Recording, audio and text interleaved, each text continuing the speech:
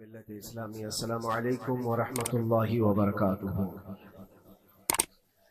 الحمد للہ وکفا وسلام علی حبیبہ المصطفى اما بعد فاعوذ باللہ من الشیطان الرجیم بسم اللہ الرحمن الرحیم ثم لتسألن یومئذ عن النعیم صدق اللہ مولانا العظیم۔ بارگاہ رسالت معاذ صلی اللہ تعالی علیہ وسلم میں درود پاک کا ہدیہ پیش کریں۔ اللہم صلی علی سیدنا و مولانا محمد معدن الجود والکرم وآلہ واصحابہ الکرام وابنہ الکریم وبارک وسلم صلاة دائمة سرمدا ابدا۔ قرآن عظیم میں اللہ رب العزت ارشاد فرماتا ہے، پھر تم سے ہر نعمت کے بارے میں ضرور پوچھا جائے گا۔ جو نعمتیں اللہ رب العزت نے تمہیں عطا فرمائی ہیں ان سب کے بارے میں قیامت کے دن پھر سوال کیا جائے گا۔ یہ سورہ تکاثر ہے جس میں اللہ تعالیٰ فرماتا ہے الہاکم التکاثر۔ بہت زیادہ چیزیں جب کسی کو مل جاتی ہیں تو غافل ہو جاتا ہے۔ تکاثر کہتے ہیں حد سے زیادہ کوئی چیز ہو جائے، چاہے وہ مال ہو، دولت ہو، دنیا ہو، جائیداد ہو، جس طرح کی بھی کوئی چیز ہو، خواہشات ہو، جب حد سے زیادہ ہو جاتی ہیں تو آدمی کو غافل بنا دیتی ہے۔ الہاکم التکاثر، اسی سورے میں اللہ تعالیٰ نے فرمایا پھر یاد رکھو ہر نعمت کے بارے میں تم سے سوال کیا جائے۔ آج ہم لوگ اس سال کے آخری جمعہ میں ہیں، 2024 ختم ہونے والا ہے۔ میرے عزیزوں، سب سے پہلے ہم سب کو یہ چاہیے کہ دنیا تو نئے سال کے آنے کے جشن کی تیاریوں میں ہے، گناہوں کے اڈے سجائے جا رہے ہوں گے، لوگ ادھر سے ادھر سفر بھی کر رہے ہوں گے، اہتمامات کر رہے ہوں گے، لوگ ایک نئے سال کے استقبال کی تیاریاں کر رہے ہیں۔ لیکن ایک مومن بندے کو یہ چاہیے کہ اس کے گزرے ہوئے سال کا وہ حساب بھی تو کر لے۔ حاسبوا قبل ان تحاسبوا، یہ فرمایا گیا ہے کہ اپنا حساب تم خود کر لو اس سے پہلے کہ اللہ تمہارا حساب لے لے۔ ہمارے گزرے ہوئے سال کے اندر کتنے دھکے کھائے، کتنی ٹھوکریں کھائی، کیا کیا نقصانات اٹھائے۔ سب سے بڑی بات تو یہ ہے کہ ہم نے کتنی عبادتیں کی، کتنی ریاضتیں کی، کتنی نمازیں ہماری ضائع ہوئی۔ یہ اگر محاسبہ کر لے انسان تو شاید ہو سکتا ہے آنے والا نیا سال اس کا بہتر طریقے سے استقبال ہو سکے۔ لیکن اگر صرف جشن کی تیاریاں کرتا ہے اور ہر نئے سال میں وہ اسی طرح کے دھوم دھڑاکوں سے داخل ہوتا ہے تو گزرے ہوئے سالوں کی غلطیاں اسے کبھی یاد نہیں آتی۔ اللہ تبارک و تعالیٰ قرآن پاک میں فرماتا ہے کہ تم سے ہر نعمت کے بارے میں پوچھا جائے گا، ہر نعمت کے بارے میں پوچھا جائے گا۔ حدیث پاک میں ہے، نبی کریم صلی اللہ تعالی علیہ وسلم فرماتے ہیں کوئی انسان قیامت کے میدان سے اس وقت تک اپنا پیر نہیں ہٹا سکتا جب تک 5 سوالات اس سے نہ کر لیے جائیں۔ 5 سوالات میں سب سے پہلا سوال کیا ہوگا؟ اللہ تعالیٰ یہ پوچھے گا کہ میں نے تجھے جوانی دی، تو نے کہاں کہاں خرچہ کیا؟ یہ پہلا سوال ہے۔ اور محدثین و مفسرین فرماتے ہیں کہ ایک سوال کے جواب میں بندے کو 500 سال بھی لگ سکتے ہیں۔ اپنی صرف جوانی کا حساب دیتے دیتے کسی کو 500 سال، کسی کو 700 سال لگ جاتے ہیں۔ باقی کے جو 4 سوالات ہیں وہ بعد میں۔ اللہ نے صحت عطا کی تو اس کا استعمال کیسے کیا، دولت عطا کی تو اس کا استعمال کہاں کیا۔ صرف جوانی کا جواب دینے میں جب 500 سال لگ جاتے ہیں تو پوری زندگی کا حساب کیا دے پائے گا۔ اسی لیے میرے عزیزوں، جس کے پاس آج جوانی ہے یا گزر چکی ہے وہ غنیمت جانے، ایک ایک لمحے کو غنیمت جانے۔ اور ایک حدیث پاک میں آپ کو بتاتا ہوں، اللہ کے حبیب صلی اللہ تعالی علیہ وسلم فرماتے ہیں 5 چیزوں کو 5 چیزوں سے پہلے غنیمت جانا۔ اس میں سے 2-3 میں ذکر کرتا ہوں۔ حضور پاک صلی اللہ تعالی علیہ وسلم فرماتے ہیں اپنی صحت کو غنیمت جانو بیمار ہونے سے پہلے۔ آج صحت مند ہو تو اس کی قدر کرو بیمار ہونے سے پہلے. ہاتھ نہیں ٹوٹا ہے ابھی, پاؤں نہیں ٹوٹا ہے, سر سلامت ہے, سوچنے کی طاقت ہے, زبان سلامت ہے. اپنی صحت کو غنیمت جانو اور ہر دن اللہ کا شکر ادا کرو کہ مولا میری طاقت اور میری حیثیت سے زیادہ تو نے مجھے عطا کیا. اور اگر اپنی صحت کا خیال نہیں ہے, قدر نہیں ہے, تو جاؤ کبھی کسی کینسر ہاسپٹل, جا کر کے دیکھو کئی ایسے لوگ ہیں جو موت اور حیات کے بیچ لڑ رہے ہیں. کچھ تو ایسے ہیں جو روز موت کی تمنا کرتے ہیں لیکن موت نہیں. مجھے یاد ہے آج تقریباً 8-9 سال ہو گئے ہوں گے, کینسر ہاسپٹل میں ادھیڑ عمر کے شخص سے ملاقات. میں تیمارداری کے لیے یا عیادت کے لیے جایا کرتا تھا.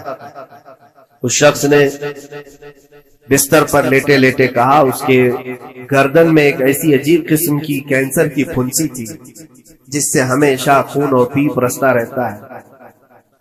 کافی دنوں سے ہاسپٹلائز ہے, لیکن ایک اس کی جو گڑ گڑاہٹ دیکھا اور ریکویسٹ میں نے سنا, کہا کہ حضرت صرف اتنی دعا کر دے کہ میرا سر اٹھے اور میں سجدہ کر سکوں. اس لیے کہ جوانی میں نے سجدے نہیں کی, اللہ کی عبادت نہیں کی, اور آج شدت سے خواہش ہوتی ہے کہ میں عبادت کروں یا سجدہ کروں, لیکن سر اٹھاتا ہوں تو یہاں سے پیپ اور خون شروع ہو جاتا ہے. اب وہ طاقت نہیں ہے. اس دن میرے دل پہ یہ بات لگی, کیا سچ فرمایا میرے آقا صلی اللہ علیہ وسلم نے, اپنی صحت کو غنیمت جانو بیمار ہونے سے پہلے, کہیں ایسا وقت نہ آئے کہ تم سجدہ کرنا چاہو لیکن تمہارا سر اٹھانے کے قابل بھی نہ رہے, تمہارے پاس وہ طبیعت بھی نہ رہے. ایک یہ تو پہلی چیز ہے. دوسری چیز, نبی مکرم صلی اللہ علیہ وسلم ارشاد فرماتے ہیں کہ تم اپنی جوانی کو غنیمت جانو بڑھاپا آنے سے پہلے. جوانی کو غنیمت جانو بڑھاپا آنے سے پہلے. آپ کو پتا نہیں بڑھاپا کیا ہوتا ہے؟ بڑھاپے میں صرف خواہشیں رہ جاتی ہیں, کرنے کی تمنا رہ جاتی ہے لیکن طاقت نہیں رہتی. بڑھاپے کے اندر اعضاء ڈھیلے ہو جاتے ہیں, نہ وہ صحیح ڈھنگ سے پوری عبادت کرنے کے قابل رہ جاتا ہے, بلکہ وہ سوچتا رہ جاتا ہے کہ کاش میں اپنی جوانی میں اتنی نمازیں پڑھ لیا ہوتا, اتنی تسبیح پڑھ لیا ہوتا, لیکن کر نہیں پاتا. اسی لیے اللہ کے نبی صلی اللہ علیہ وسلم نے فرمایا بڑھاپا آنے سے پہلے اپنی جوانی کی قدر کر. اور اتنی تیزی سے یہ جوانی جاتی ہے پتہ بھی نہیں چلتا, بہت تیزی سے گزر جاتی ہے. جوانی ایسا شباب ہے کہ یہ بجلی کی طرح بھاگتی چلی جاتی ہے, کیونکہ جوان ہوتے ہی آدمی کے اوپر ایسی ذمہ داریاں آئیں. اس کو شادی کا خیال آیا, شادی کیا, بچوں کا خیال آیا, بچے ہوئے, پالنے کی بات, گھر بنانے کی فکر, بزنس کی فکر, جاب کی فکر, ان تمام چیزوں میں اتنا گھرا رہا کہ جوانی نکل گئی, بال سفید ہو گئے, پتہ ہی نہیں چلا, بڑھاپا آ گیا. اور اس کے بعد بڑھاپے میں اس کو احتساب کرنے کا موقع ملے تو سوچتا ہے کہ میرے پاس جوانی کے اتنے سال تھے, کاش میں عبادت کیا ہوتا یا کچھ کر لیا ہوتا. لیکن ایک بات یاد رکھو, گیا وقت پھر ہاتھ آتا نہیں, سدا دور دورہ دکھاتا نہیں. سب سے قیمتی چیز دنیا کی یہ وقت ہے جو گزر جاتا ہے. آج کا جمعہ پھر ہم صدیوں بعد بھی یا جتنی بھی زندگی ہو یہ دوبارہ نہیں لے سکتے, یہ واپس نہیں آئے گا ہماری زندگی میں. 2024 کا یہ آخری جمعہ ہے, پوری دنیا سر پٹک لے دوبارہ یہ جمعہ واپس نہیں لا سکتی گزر جانے کے بعد. یہ نظام کائنات ہے, وقت گزر رہا ہے. الوقت کالسیف, یہ وقت تلوار کی طرح ہے, اس کو تم کاٹ دو ورنہ یہ تمہیں کاٹے گا. تیسری چیز رسول پاک صلی اللہ تعالی علیہ وسلم ارشاد فرماتے ہیں, 2 چیزیں میں نے بتایا. پہلی یہ کہ صحت کو اپنی قدر کرو, غنیمت جانو بیمار ہونے سے پہلے. دوسری چیز ہے اپنی جوانی کی قدر کرو بڑھاپا آنے سے پہلے. اور تیسری سب سے امپورٹنٹ ہے, اللہ کے نبی نے فرمایا زندگی کو غنیمت جانو موت آنے سے پہلے. پہلے والی 2 چیزوں میں تو تمہارے پاس موقع تو ہے. صحت چلی گئی, بیمار ہے, لیکن بیماری میں بھی توبہ کر رہا ہے, اللہ اللہ کر رہا ہے, چلو ٹھیک ہے. جوانی چلی گئی لیکن بڑھاپا ہے, بڑھاپا میں تو اللہ اللہ کر رہا ہے, عبادت کر رہا ہے. یہ دونوں میں تو موقع ہے, لیکن زندگی ختم ہو گئی, موت آ گئی, تب پھر کیا ہے؟ موت کے بعد پھر کوئی عمل نہیں، موت کے بعد کوئی عمل نہیں۔ حضرت سفیان ثوری رضی اللہ تعالیٰ عنہ کی وہ بات مجھے یاد آتی ہے، ایک جنازہ جا رہا تھا اور اس جنازے کے پیچھے ایک 8 سال کی بچی روتی ہوئی جا رہی تھی، اس کے باپ کا جنازہ تھا، بہت رو رہی تھی، بہت گڑ گڑا رہی تھی۔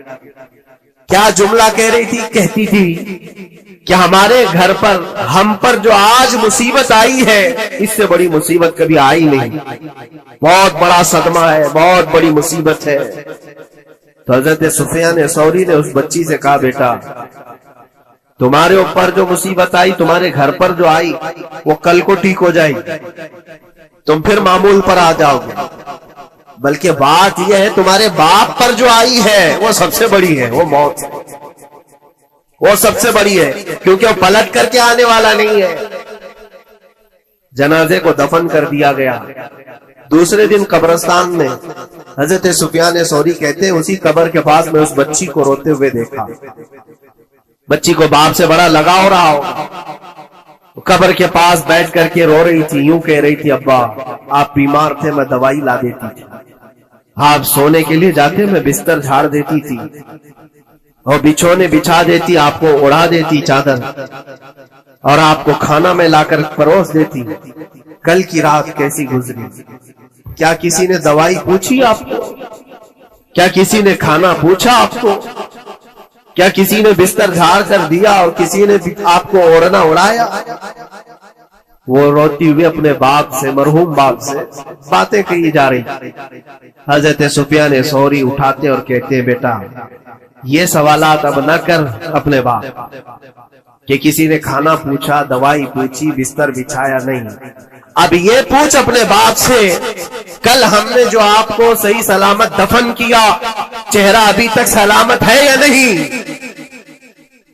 ابھی تک پیٹ سلامت ہے یا نہیں کہ پھاڑ دیا گیا؟ کفن ابھی تک باقی ہے یا چھین لیا گیا ہے؟ یہ پوچھ اپنے باپ سے کہ کل ہم نے جب دفنایا تھا تو خوشبوؤں میں دفنایا تھا، پوچھ اپنے باپ سے کہیں کیڑے تو نہیں چڑھ گئے آج؟ کیونکہ یہ ہونے والا ہے اب قبر کی زندگی۔ عزیزان گرامی وقار، اسی لیے حضرت مولا علی کرم اللہ وجہہ الکریم جب قبرستان جاتے سلام کرتے قبر والوں کو، اور اس کے بعد 1 گھنٹہ کھڑے ہو کر روتے تھے۔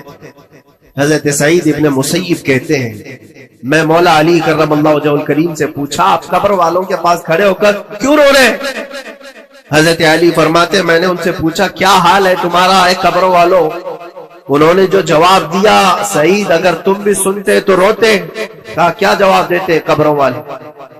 مولا علی کرم اللہ وجہہ الکریم فرماتے ہیں، وہ مجھے جواب دے رہے ہیں کہ اے علی، ہمارے گھر والوں نے تو ہمیں صحیح سلامت دفنایا تھا، ہمارے چہروں پر مسلسل آج دن اور رات بچھو چھوڑ دیے گئے، ہمارے چہروں پر آج اور ہماری ناک پر بچھو ڈنک مارتے ہیں، ہمارے بالوں میں جس کو ہم آئینے کے سامنے کھڑے ہو کر گھنٹوں سجایا کرتے تھے، پیپ بھر دیے گئے ہیں، اور ہمارے چہرے کی چمڑیاں جھلس گئی۔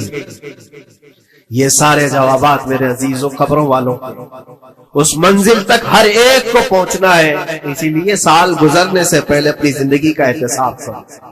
اللہ رب العزت نے ابھی بھی ہمیں موقع عطا کیا ہے، ابھی تمہاری زندگی ختم نہیں ہوئی، سانس لے رہے ہو، توبہ کرو، دعائیں کرو کہ مولا کریم ہمارے لیے نیا سال خیر و برکت والا بنا، گناہوں سے بچنے والا بنا۔ کچھ لوگوں کی حالت یہ ہے کہ گناہوں پہ گناہ جب ہو جاتے ہیں تو نا امیدی کے شکار ہوتے ہیں، اب کیا ہونے والا ہے، میں تو بہت پاپی ہوں، بہت خطا کار، مجھ سے تو بڑے بڑے گناہ ہو گئے ہیں، اب میں کیا کر سکتا ہوں؟ نا امیدی کفر ہے میرے عزیز۔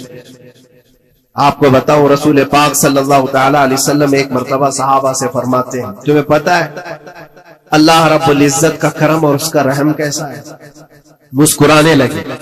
صحابہ نے پوچھا آپ کیوں مسکرا رہے؟ کہا اللہ تبارک و تعالی فرماتا ہے کہ صحرا میں چلنے والا ایک آدمی، غور سے سنیے گا، صحرا ڈیزرٹ، صرف ریت کا میدان، کہیں کوئی جھاڑ نہیں، کوئی عمارت نہیں، کوئی چھاؤں لینے کی جگہ نہیں، کوئی ایک بندہ اپنی اونٹنی پر ساز و سامان رکھ کر کے چل رہا تھا۔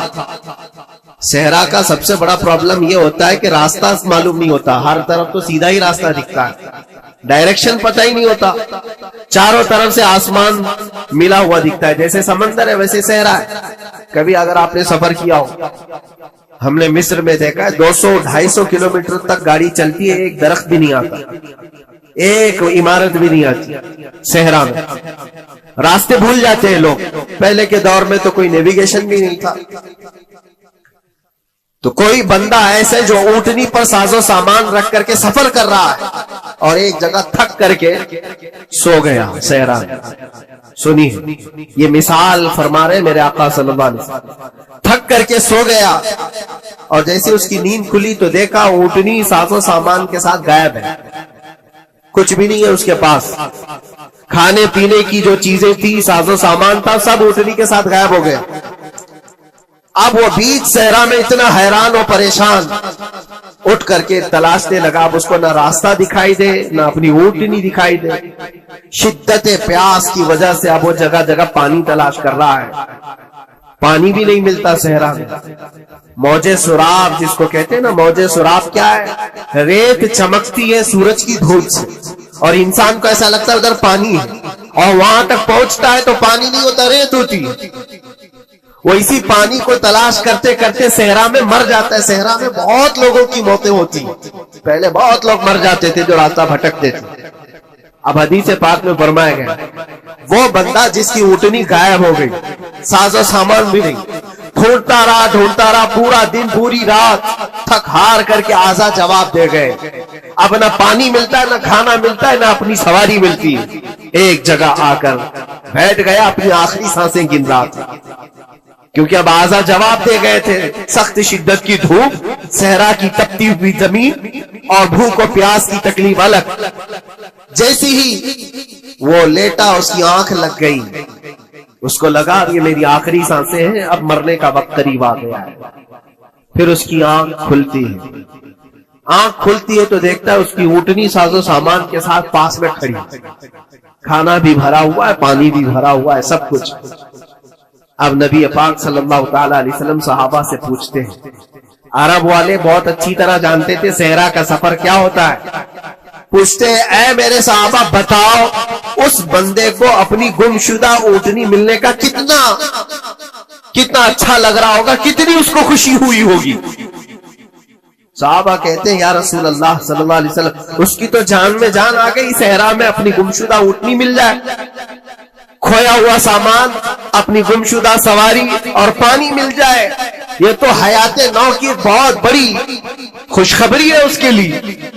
حضور پاک صلی اللہ تعالی علیہ وسلم فرماتے ہیں سنو, یہ مثال میں نے بتایا, اسی طرح سے اگر کوئی بندہ گناہوں میں ڈوب گیا ہے, خطاؤں میں ڈوب گیا ہے, کثرت سے گناہ کرتا رہا, پھر تھک ہار کر کے ایک دن واپس آ گیا, اللہ کی بارگاہ میں سجدہ ریز ہو گیا, جھک گیا, تو اس گمشدہ اونٹنی کے ملنے سے اس صحرا نورد کو جتنی خوشی ہوئی تھی, اللہ کریم اس سے بھی زیادہ اپنے بندے کے واپس آنے پر خوش ہوتا ہے. اپنے بندے کے واپس آنے پر خوش ہوتا ہے رب تبارک و تعالی کہ میرا کھویا ہوا بندہ میرے دربار میں واپس آ گیا. آج ہمارے پاس وقت ہے واپس پلٹنے کا. میرے عزیزو نا امید نہ ہو, ہمیں ہمارے جانے سے پہلے حساب کرنے کے لیے مولا نے وقت دیا ہے. پتہ ہے آپ کو, یہ بھی میرے آقا صلی اللہ تعالی علیہ وسلم کی رحمت کاملہ ہے.